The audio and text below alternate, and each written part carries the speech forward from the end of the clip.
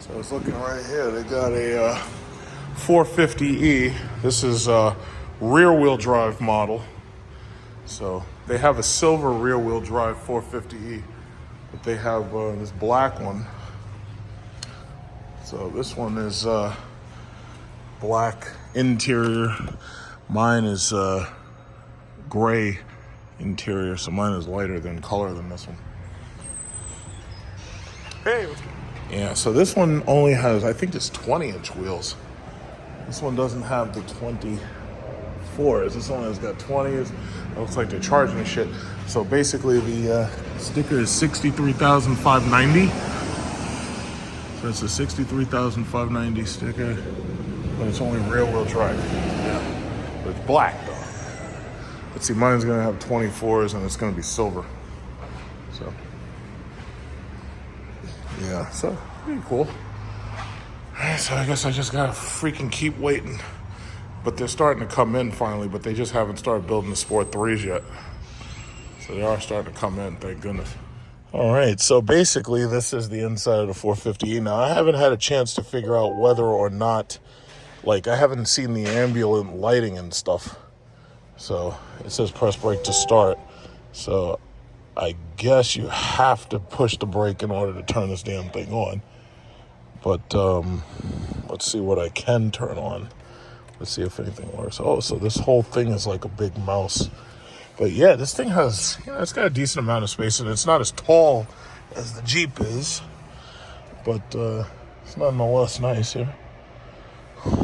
It's nonetheless, I should sit on this side though.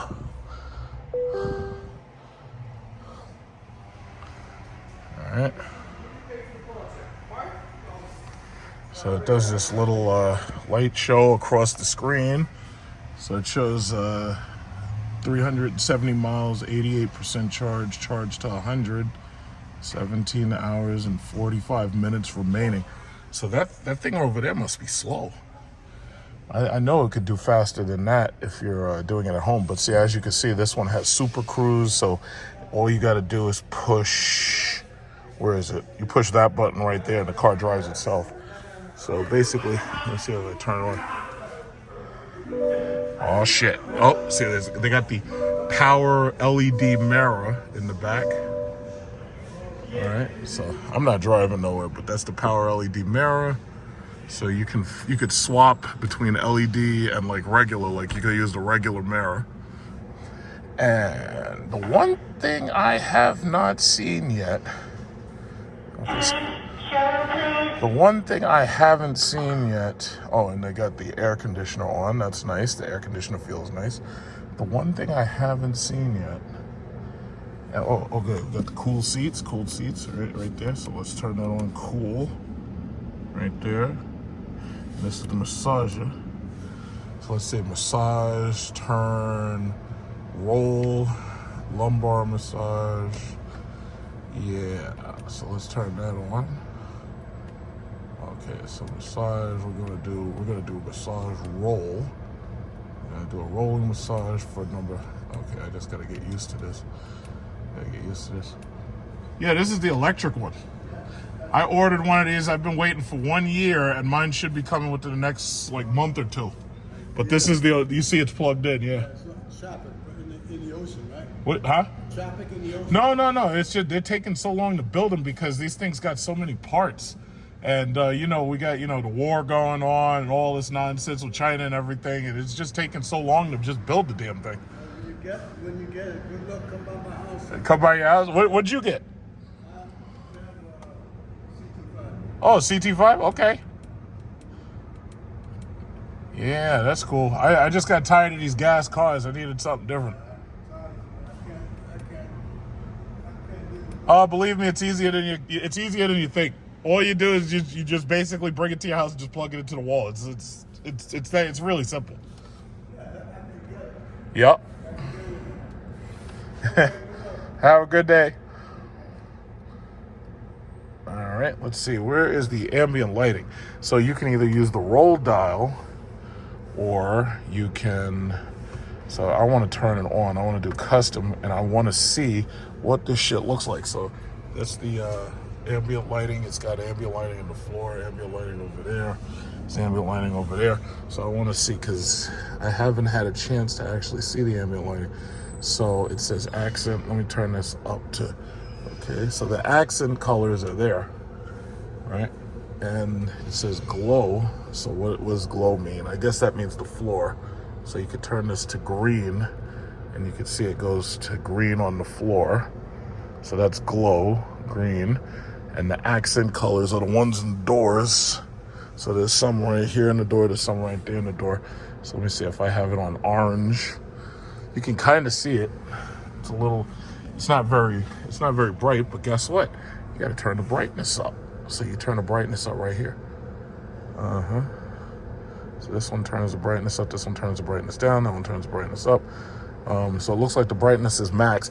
It looks like what they tried to do is they tried not to make it go too high so as not to like be distracting. That's what it looks like. So you can make the floor glow a different color. So you can make the floor like blue. So you got the blue down there, you got the purple right there, and then right here you got the red. So this is actually the first time that I actually saw the ambient lighting. So now that that's out of the way, then there's the GPS nav. And it says go to settings. So I guess Google may or may not have been set up. So let's see. It says go to settings, turn on GPS, turn on obviously. Okay, share trips intro. So that's it. Share EV data, whatever. Yeah, just take my information and give it to the Chinese. And then you can scroll in, scroll out. So this is just a rear-wheel drive model. So mine has gray seats, and mine is an all-wheel drive model. But yeah, it's definitely bigger than the XT5, and again, you got this Super Cruise system is right here. Super Cruise is unavailable. It says no road information. So when you push this, that's when the car drives itself. So they got that haptic feedback touch button. And then what else do they have? They have these regenerative paddles right here. So I'm not going to touch any of that because we're still plugged in. And that's the heated cooled seats right there. And then these are the heated seats, but I don't want to turn the heated on. So yeah, man, shit is fire. It's very fire. Yep. And you can see the ultrasonics sensors. These are actually infrared sensors right there. So the infrared sensors have a camera, and the camera watches your eyes once you take that lens off, and the camera watches your eyes. So if you're not paying attention to the road, the car will not drive itself. But if you are paying attention to the road, the car will drive itself. So my car is going to have the real moonroof that has the opening. This does not open. This only, unlike the Tesla Model Y, this has a sunshade. But my car is going to have the actual open-closed moonroof. I am going to have the digital mirror. I'm going to have everything this car has, except I'm going to have the gray interior. So my car is going to be fully freaking loaded. My car is going to be ridiculous when I get it. It's going to be so fucking hot. Yeah, so all I got to do is just keep on waiting. Just keep on waiting. I don't know how long it's going to take these people to get my shit built. And it's funny because this car feels a lot like an XT6 or an XT5 inside, except for some of the materials are slightly higher in quality. Like this metal. All this stuff is like metal. All these panels are metal and everything. And this should have, what is this? Okay, so it doesn't have a blue tray, so that means that this is not a debut edition. And I guess when I get mine, I'm going to have to make a USB-C flash drive for the car so that I can play my music. And then right here, they have a drop-in charging thing for the car where you can charge your phone. And then they have a USB. Everything's USB-C. There's no USB-A or USB-B. And then they have a USB-C port right here for charging your passenger phone. But yeah, it's all here. It's all here. So yeah, that's what it is, man. Yeah, Tesla's boring compared to this. I like the feel, like this steering wheel actually feels really good. I like this. It's a good feeling steering wheel. It's like big and bulky. It's almost like the same thing they got in the Escalade. And of course, you know, the accents and everything. That's cute and everything. I really still think Mercedes does accent lighting way better than everybody else, but you know, it is what it is. And then you can, all this stuff has touchscreen stuff. Everything's touchscreen right there. So you got the touchscreen headlights, you got the touchscreen trip gauge, touchscreen energy gauge and everything. Well, you got the energy gauge. How about that? Touchscreen map. So you can just touch the screen right here and you can have that part over there do stuff. So, yeah. All right, yeah, so this is pretty cool because up until now, I've never actually used the ambient lighting because the car was always in demo mode. So, yeah, that is what it is.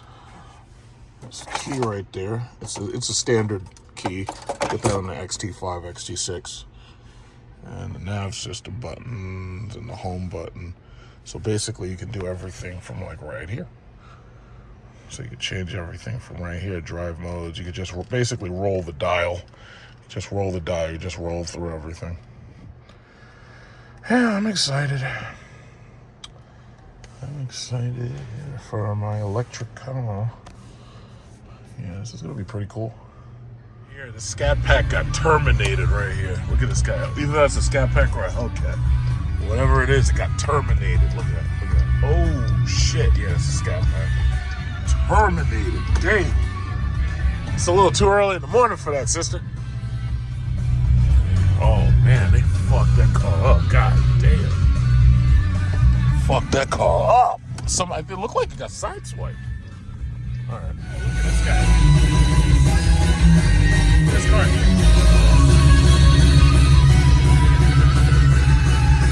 So here you see I'm waiting for gas. And you see the Mary Kay Cadillac out here. XT5. Mary Kay Pink. So she's out here, not only is she trying to get gas, but she's probably trying to sell some cosmetics. It's amazing, you don't see that many of those Mary Kays, but I guess that's because sales ain't that great. But then again, I really don't know. Maybe they're doing fabulous, I really don't know. I don't see a lot of them though. Sometimes you even see Mary Kay Escalades with the Mary Kay Pink Escalade. It's actually pretty interesting that that they have their own color and everything, you know? That's pretty cool. So you can get a Mary Kay Escalade or a Mary Kay XT5. I've seen the Mary Kay CT6. I wonder if there'll be a Mary Kay Lyriq. Have to wonder. So anyway, yeah, I'm right here getting this gas. I don't know how much this shit is. I think it says, let's see, it says $3.89 premium. I don't know, something went wrong with their electric signs and they had to put like paper signs up or something. I can't really see the regular unleaded cars, but yeah, it is, you know. Oh wait, in fact, right there, $337 regular, $389 premium. Oh, okay, yeah, Mary Kay's pulling up. The Mary Kay Cadillac. I think that is so cool, honestly. I just think that's really cool. And then they got their own Mary Kay badge and everything. You see that right there? It says Mary Kay right there. It's pretty freaking cool. Yeah. Wow. I wish these people would hurry up. Like this lady right here. This lady right here, she's got a Jeep just like mine. It's like, how much gas you want to pump, lady? Come on, hurry up. What's going on here? Say, hurry up. Got places to go, people to see. Time is money. Let's go. Fast is funny. Let's go.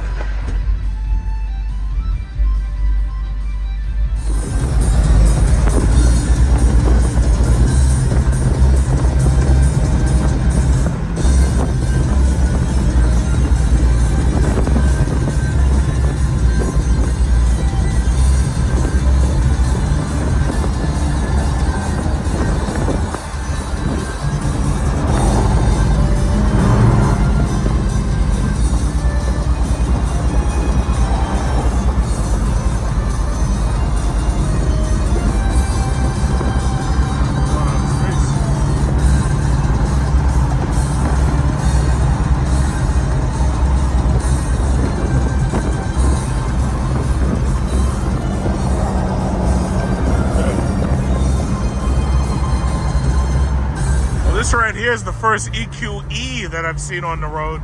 I think the EQE is a better deal than the EQS because you're basically getting the exact same car, but the EQE is a little bit newer, so it probably has a couple more improvements.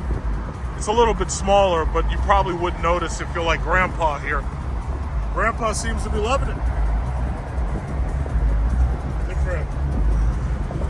Okay, so with full disclosure, this is my Apple Card, and as you can see, I keep my balances at zero. I use it and I pay off balances immediately. But what you can also see here is my Apple savings account, because I told you I had opened an Apple savings account, right? So what I've been doing is anytime I make a purchase, I've been basically depositing daily cash from my Apple Card purchases directly into the savings account. So as you can see, I'm already at $244.94. I've also been depositing, dividends from my trading account into this savings account. So basically, as you can see, the APY is 4.15%. So if I were to leave the dividends in the trading account rather than using them to buy more stock, you wouldn't really get any APY off of it. You wouldn't make any money off of the dividends at all. But by putting that money into the savings account, you actually get 4.15%. Now, there are a couple of issues that I kind of see with Apple Card. Or not really Apple Card, but with the Apple savings account, because see, that's a whole new can of worms that they opened. When you think about a savings account, there's a couple of things you think about. Well, first of all, the whole point of a savings account is that you're putting money away. You kind of don't want it to be too accessible because you kind of want to have a little bit of a buffer zone between you and that money. So basically, you want to be able to put that money away, but you also want to easily be able to access it if you so need it. There have been at least 2 articles that I read online that were saying that people were having trouble getting their money out of this savings account.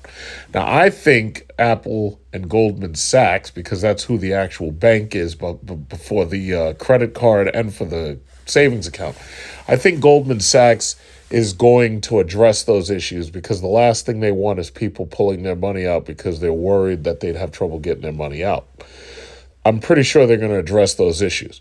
But then the question is, let's say you do get your money out, like what opportunities do they have for you to actually spend your money in a way that you want to spend it, unless you just want to take it out as cash? Because the problem ultimately is that from what I saw, it seemed like people were trying to transfer their money from the savings account to a different checking or savings account so that they could withdraw it there. That seemed to be what they were having the issue with. Now, they were saying that because of the nature of this this savings account, I should say, they were saying that sometimes it can take days for a transaction to happen. Sometimes it could take longer. I'm not really worried about that. I'm pretty sure Goldman Sachs is going to address that very soon.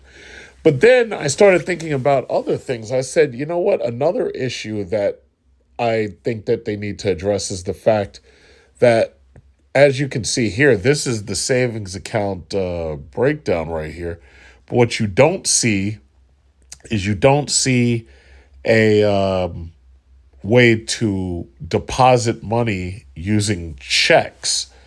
And it's funny because earlier today, I actually got a check in the mail and I deposited it in a different savings account.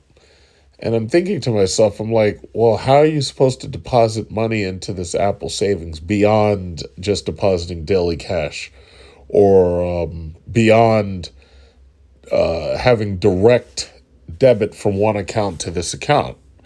So my question is, it's like, well, maybe I should write them a criticism or something, or a critique, and tell them, it's like, yeah, listen, similar to my current savings account, you need to have a mobile deposit feature.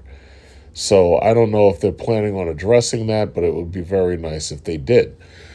So other than that, I opened the Apple savings account pretty much as soon as it went live, and this is what I have in it, 244. Now, I'm going to keep on growing this money because it's funny, when it was daily cash, I only had about $100 in there. But, you know, now having an Apple savings account, it actually entices you to want to put more and more money in. And when you think about it, this is Goldman Sachs Bank. So basically, people who have iPhone, people who are opening up the Apple savings account, what they're basically doing is they're growing the value of Goldman Sachs. They're growing the number of depositors Goldman Sachs has. And because, they're taking out credit cards and they're, opening savings account, ultimately what they're doing is they're increasing the value of Goldman Sachs. So they're increasing the value of Goldman Sachs stock. They're increasing their value. Simultaneously, because the technology is given to you by Apple, they're also increasing Apple's value. And I have no problem with that because I actually have Goldman Sachs stock, and obviously I have Apple stock, and I love their products. So it's not really an issue. It's just that this is the beginning stages. I've had it for like 2 or 3 weeks. This is the beginning stages. And hopefully they'll make a couple of changes and they'll improve the product. Says the story, surprise, Warren Buffett has bet over $166 billion on 3 AI growth stocks. The main stock that Warren Buffett is known to hold is Apple, but his company Berkshire Hathaway also took out stakes in Amazon and Snowflake. So let's just look at that real quick. And I'll add my 2 cents. I'm just going to do this very, very quickly because it's like 11:34, so I'm going to bed. It says, over the years, Berkshire Hathaway, BRKA and BRKB, which right now they are valued somewhere around $700 billion. I'm pretty sure that Berkshire Hathaway is trying to make its way to $1 trillion. So they're going to be probably the next $1 trillion company. Now, the question that I have in my mind is, will they make $1 trillion while Warren Buffett is still alive, or will it happen after he's gone? So they have, I don't know how quickly it would take them to make $300 billion to their market cap. So we'll see. But I'm pretty sure Berkshire Hathaway is the kind of stock that when people hold it, they don't sell it. And what's funny is Berkshire Hathaway doesn't pay a dividend.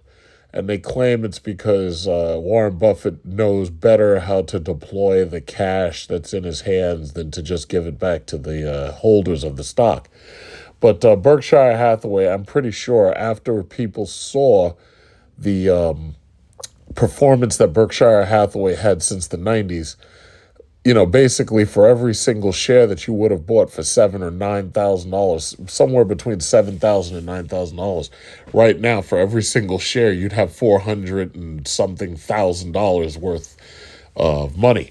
So if you were to sell it, but Berkshire Hathaway, I just don't see anybody selling that stock. That's one of those stocks that people just hold for a very long time. That's like the only people I can see selling that are people who are retiring and they need the money.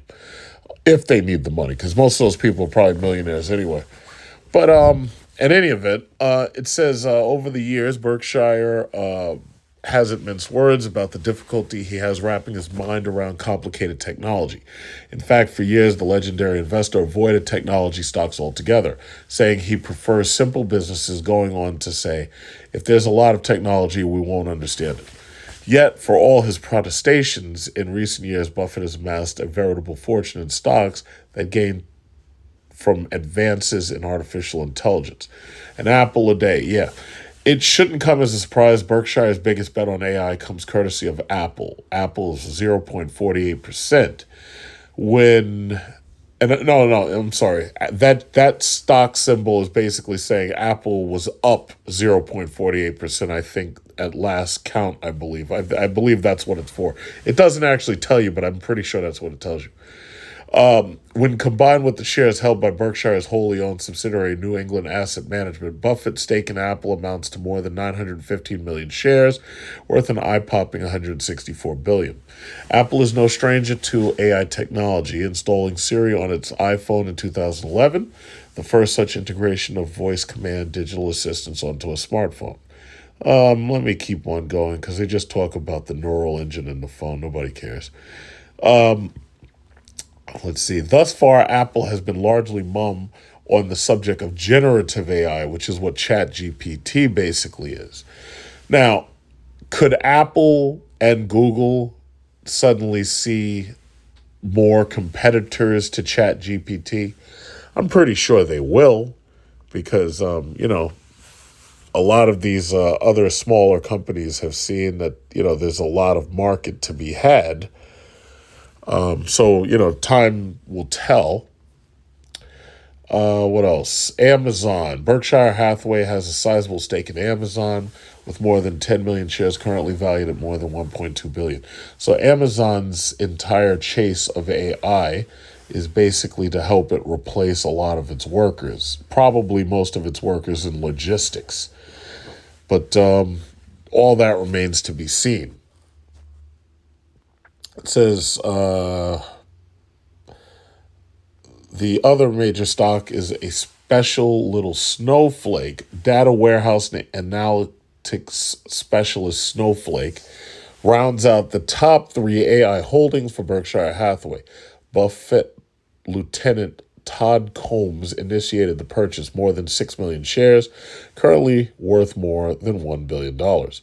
Combs, who is also CEO of Geico, which is owned by Berkshire Hathaway, had used Snowflake's data warehouse with the company's insurance operations.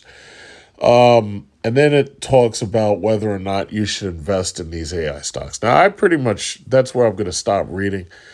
Now, they're talking about Microsoft, Google, Meta, what used to be called Facebook. And Meta, as you know, just recently released, they explained, I think it's a pre-order for the Meta 3 headset. So that's the replacement for the Oculus Quest 2 that I have. And Apple supposedly has an announcement coming up very soon for their own virtual reality or augmented reality headset. But they've been mum on what it's actually going to be, so we won't know until we actually see it. I can tell you, to be perfectly honest, Apple's going to have to work real hard to sell this thing because they're saying that the price might be $3,000. That's not going to sell very well at all. I mean, there are some people who rush out there with their Apple card or with a credit card and they'll buy something like that. But I can tell you, I'm not one of them. For $3,000, I can go to my gun store and I can buy something really cool, like a SOCOM 45 MK23. But I can't see spending that on a virtual reality headset, That's just, it doesn't make sense. That's 3 times the price of an iPhone. Furthermore, given time, Apple is going to end up making headsets a lot cheaper. I don't know how long it'll take them to scale down the technology so that it fits in a pair of eyeglasses. But chances are, if anybody can do it, it's Apple. But it's gonna be a while. I right now can't see the need for augmented reality or virtual reality. Now, I bought one of these headsets. I bought it just to play DCS World, play flight simulators in first person. They're trying to show the first person perspective VR and augmented reality helmets could be really awesome for doctors and students and this, that, and the other. For me personally, I don't see a need for it. Now, Apple's strength is trying to force you to consider buying things that you normally would never consider buying. They're going to have to work really hard, and they're going to have a nice price. So my guess is they're going to start somewhere around $1,000, and it'll scale up to $3,000. But then again, there's no real word on it. It's all speculation. I have no idea. So we'll see what happens. The last thing they say here, should you invest $1,000 in Apple right now? Now, one thing I've always noticed is right before Apple makes one of their announcements, their stock tends to slide upwards. And then somewhere after the announcement, you get a massive sell-off. Now, I think that's because Apple is heavy in the options market trading. The same thing goes for Tesla. There's a lot of puts and calls being placed on Apple and Tesla at any given time. So their stock trends upwards, but they're prone to these nasty little dips.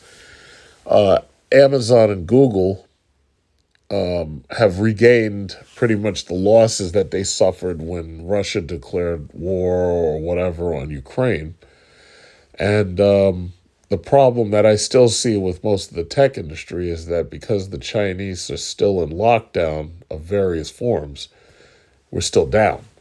And then you take out the 144 million people who are part of Russia and their economy and their market, and yeah, we're still down. So, I'm not very happy about that, but it is what it is for the time being. I'm not sure if and when Russia will rejoin the market, and I'm also not sure if and when China will fully rejoin the market.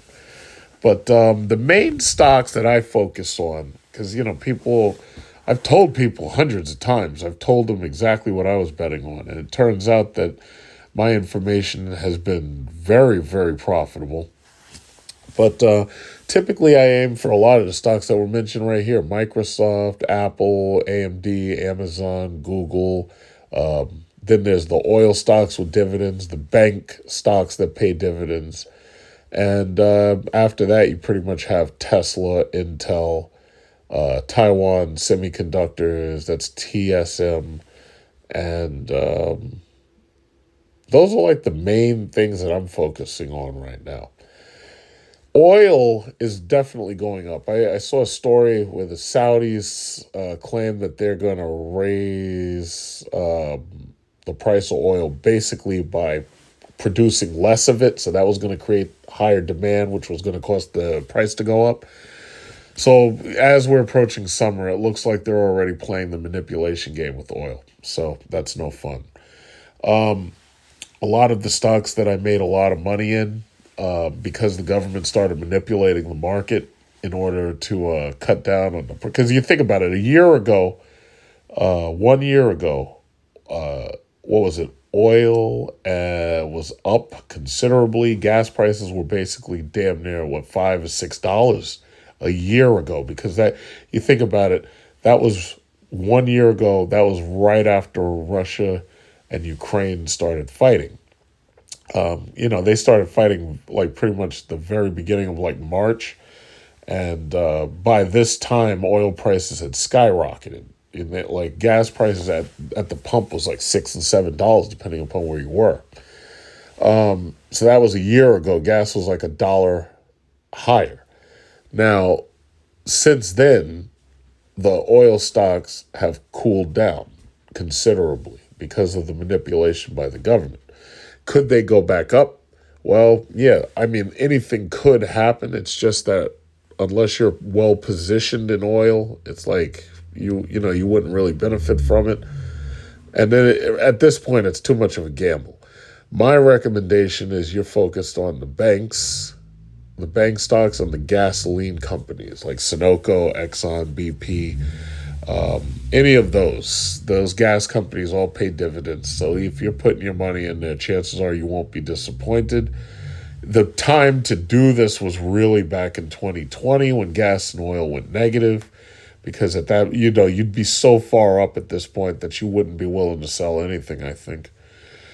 But that's basically it. As far as AI companies, I personally can't see myself betting on small AI companies. I can go after the large companies like Microsoft, Apple, and Google, and Amazon, simply because I know that they have risk mitigation already built into themselves. If they see companies doing something that they like, they'll just buy and acquire that company. The small companies like SPACs and the IPOs that pop up, I don't trust these things anymore, because it appears to me that a lot of these companies could basically be the equivalent of Ponzi schemes. So I'm not saying that they are. I'm just saying that I personally don't trust them. Now, I would rather go after the big, super big companies because at least I know that they're going to manage their money and they're going to manage their risk wisely. So that's just how I feel about it. But if you're buying these things and they're all dividend payers, then you have really not too much to worry about because the value of these things is going up anyway. Everybody's basically chasing Apple. Apple was the world's first $3 trillion company, and now everybody's chasing after them. NVIDIA's chasing after them to be a $1 trillion company. Microsoft and Google and Amazon, they want to be $3 trillion companies too. Even Berkshire Hathaway wants to be a $1 trillion company. Everybody wants to be a $1 trillion company now. So if you're in these stocks where they're trying to get to $1 trillion, these things are long-term hold stocks. Like you're talking about 5 or 10 years. And if you're a millennial like me, chances are you'll be retiring in about 10 years, maybe 10 to 15 years. So you want to have a nice, fat, juicy retirement. You want to have market values that are still positive. And these are the companies that I suggest you bet on because for the most part, Microsoft, Apple, Amazon, Google, these things are for the most part, these things are... they're basically monopolies. Nobody can challenge them at what they do. They're very small companies that try, but for the most part, they either get bought out or they fail for whatever reason. They just can't compete on that level. And these companies have so much money and cash reserves. There's no competition. There's just no competition. The same thing goes even with Tesla. Tesla right now, the EV market looks like it's saturated, but when you look closer, Tesla really owns the EV market. The Tesla Model Y being the best-selling EV that there is. Hyundai is giving them a little bit of competition. Even Mercedes is giving them competition on the high end. But the problem is people don't want a Hyundai. They want a Tesla if they want an EV. People don't want to have to spend double the price to get a Mercedes EQ product or a BMW iX or whatever, i4, or those things are way too expensive. So the reality is Tesla dominates this market. They absolutely dominate the market. There are EVs here and there, but Tesla dominates the EV market. And it's in some countries, if you go to Norway, 1 out of every 4 cars is a Tesla. So, it's like they dominate the market. And that's the reason why, especially when they build the Cybertruck, they build the Roadster, and they also release the smaller car that they have planned. Chances are they're really going to make a killing. And their stock is really going to shoot up. Now, their stock is already up again. They're above 200 something. I think it's like over 208 last time I checked.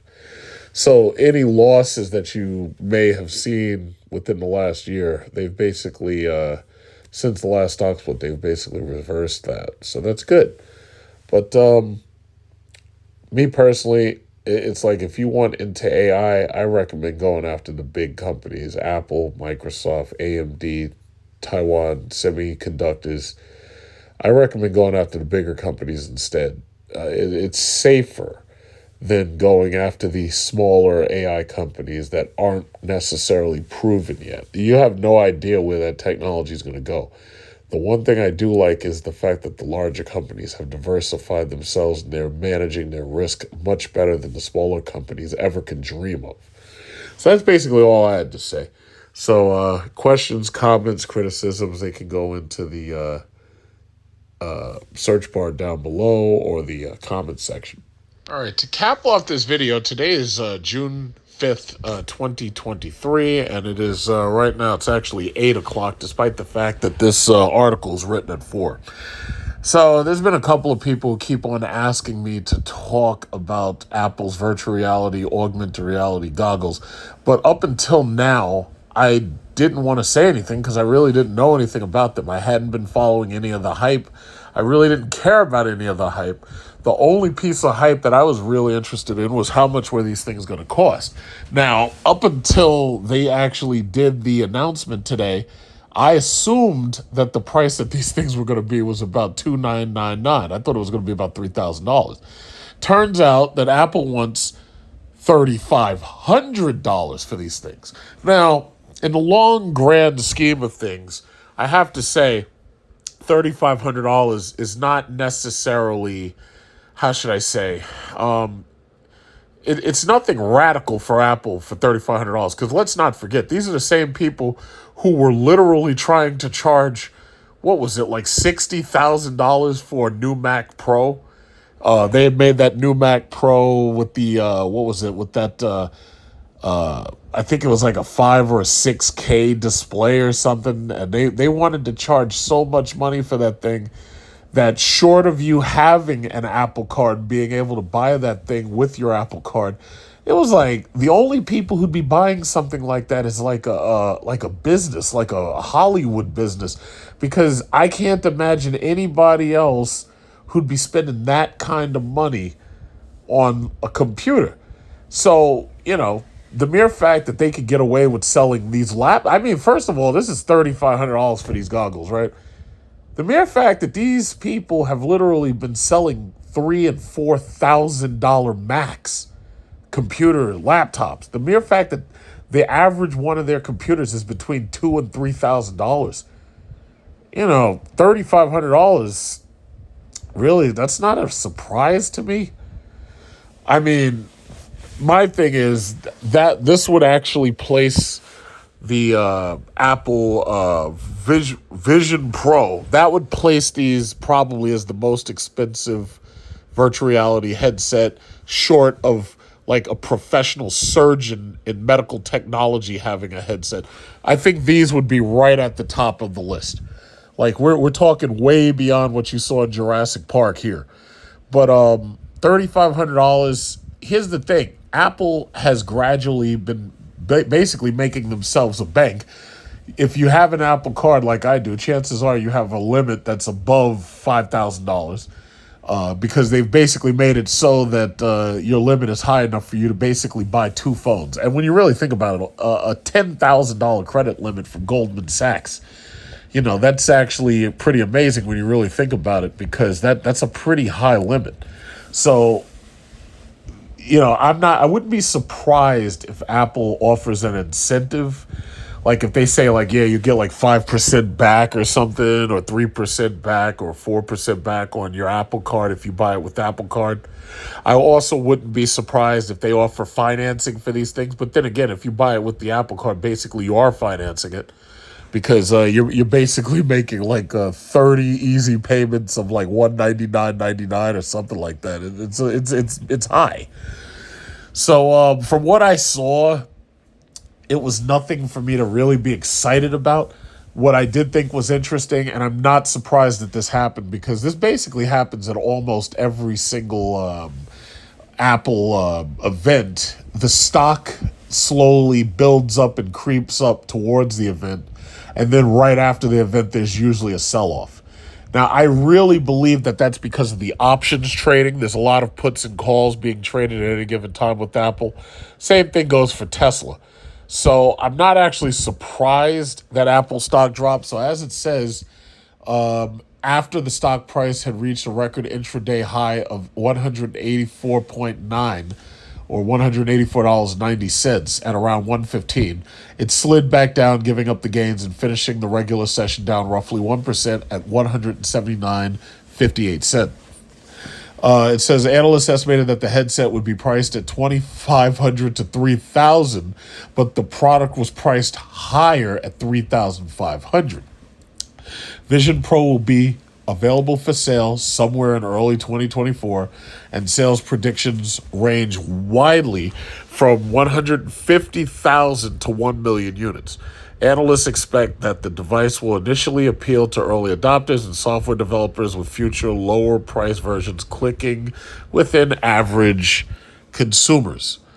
The mixed reality headset allows users to interact with digital objects overlaid onto their surrounding environments, transforming the experience of apps like FaceTime, web searching, and streaming.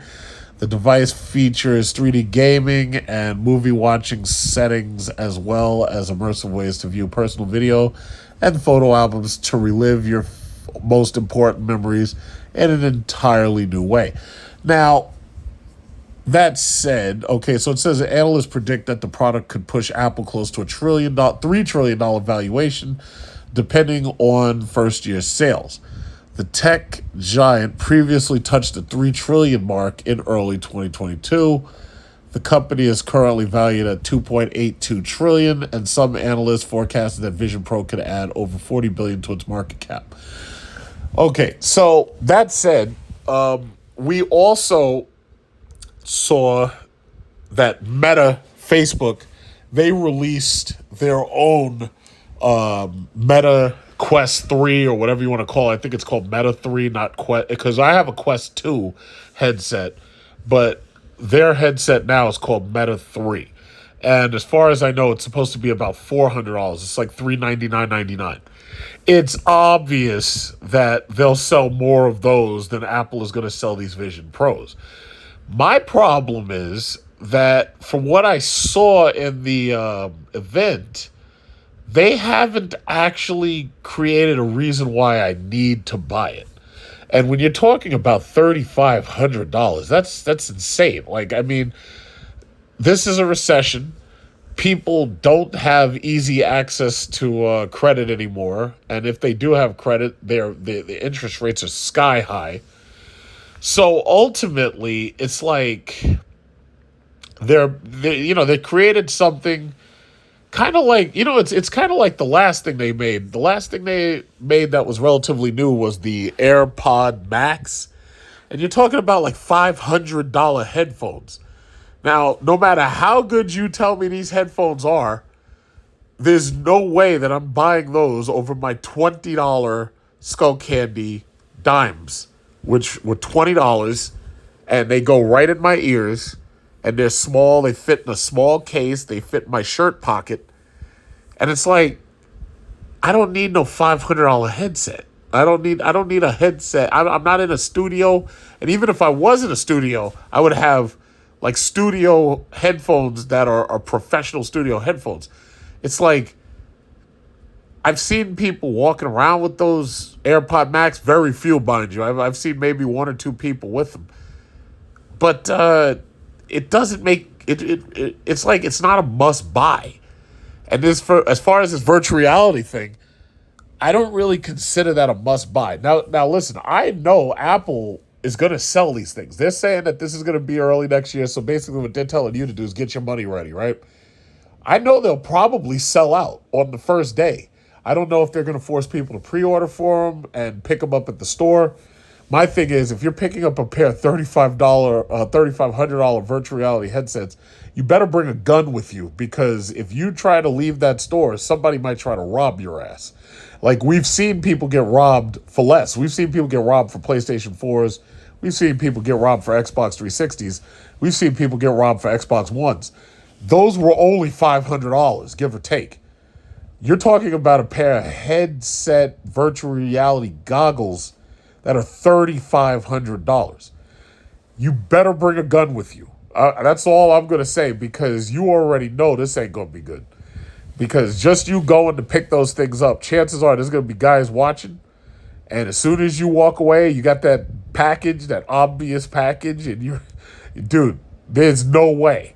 Not only that, the porch pirates are going to be out in force, because, some people get these things delivered right to their house.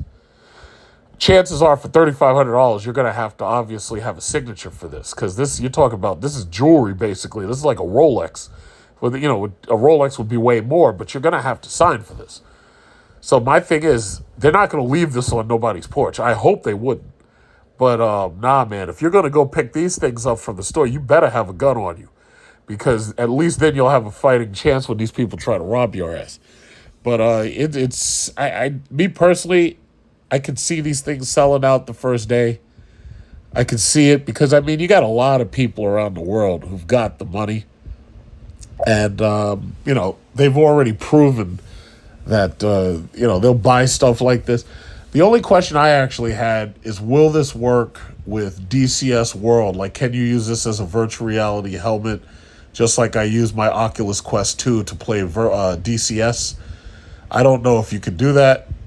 They're saying that this is like the highest quality display and everything, and you can watch movies and stuff. But here's the thing. They haven't showed me anything that I don't have with my Quest 2.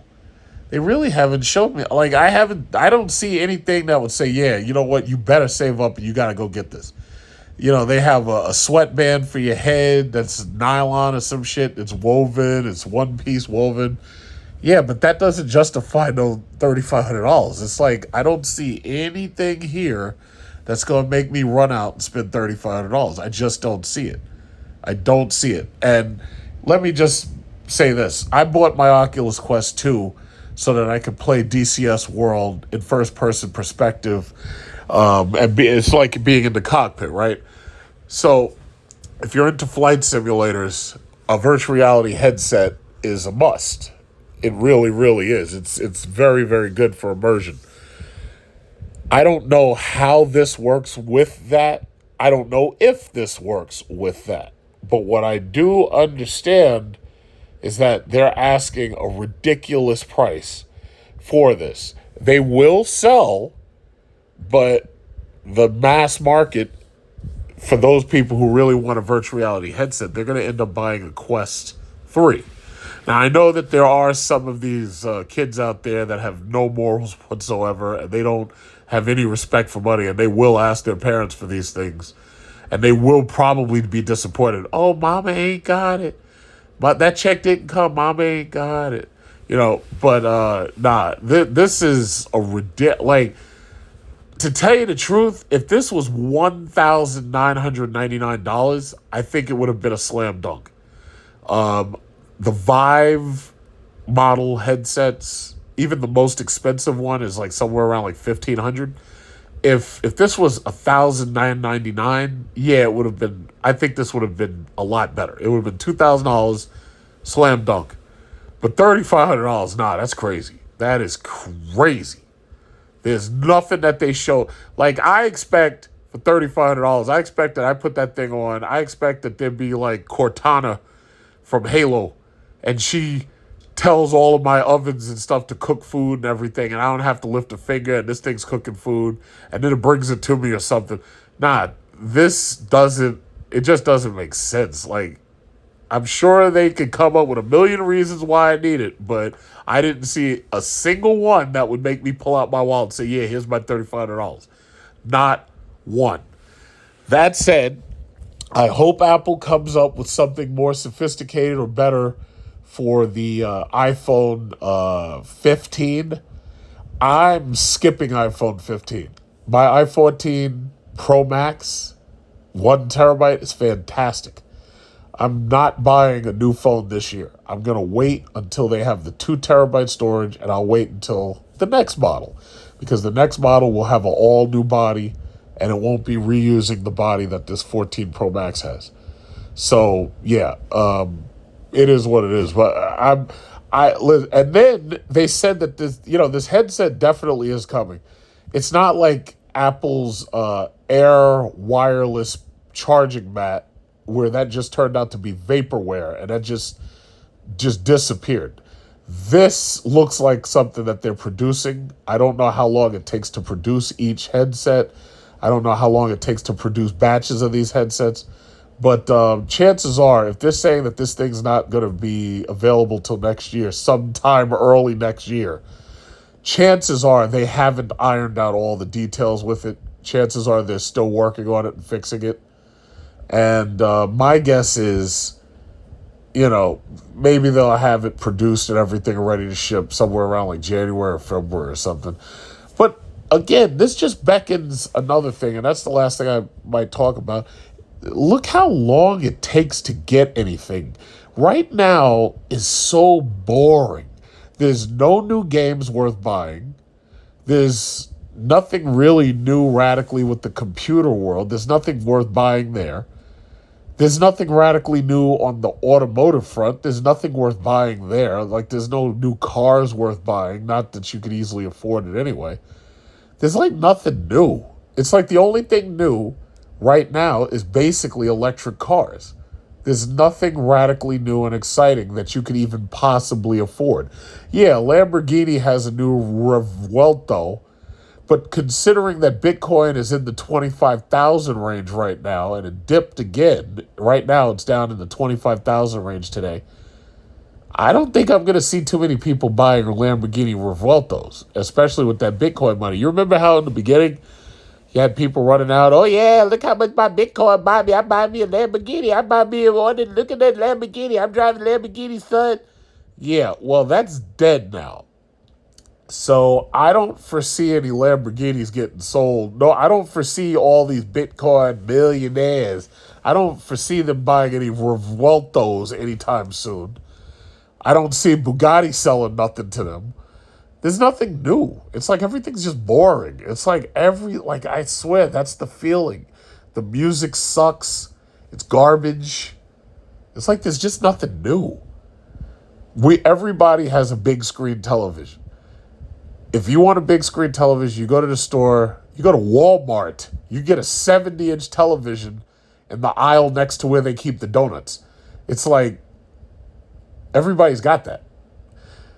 Xbox fizzled out. It's like they don't have any exclusives. PlayStation 5 has a few exclusives, but that's boring too. Nothing exciting.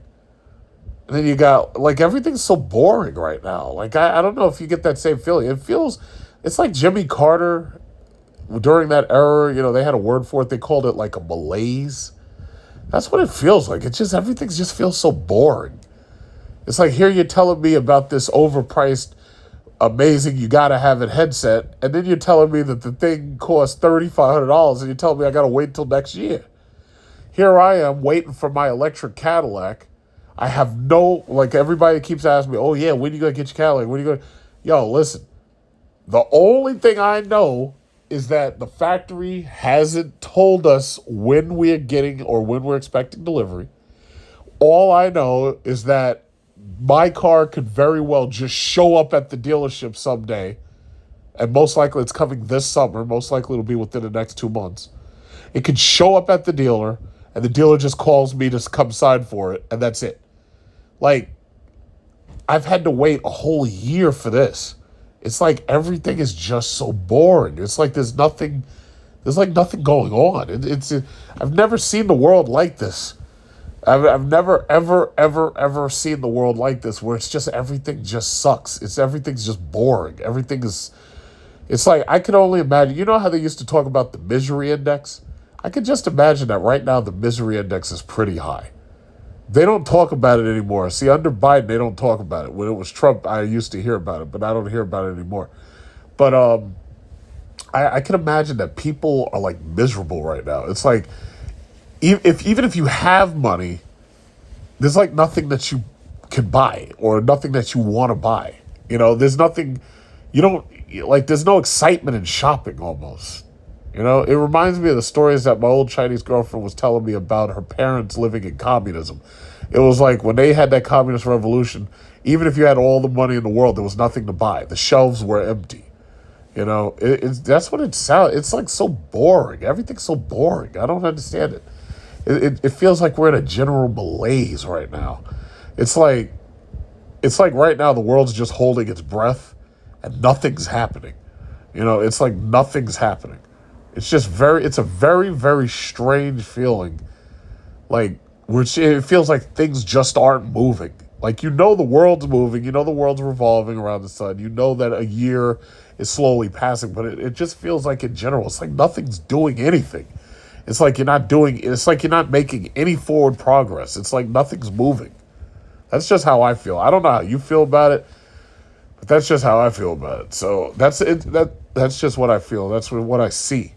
So that's all I wanted to say. So here you got this video. I'd started making this video last night, and then with Apple's announcement, which I really hadn't actually waited for, I decided to finish off this video with that. So Apple stock fell a little bit, but I'm not surprised, nor am I worried about it, because I got into Apple a long time ago, so I'm way up. I got it a long time ago before their stock splits back in 2015.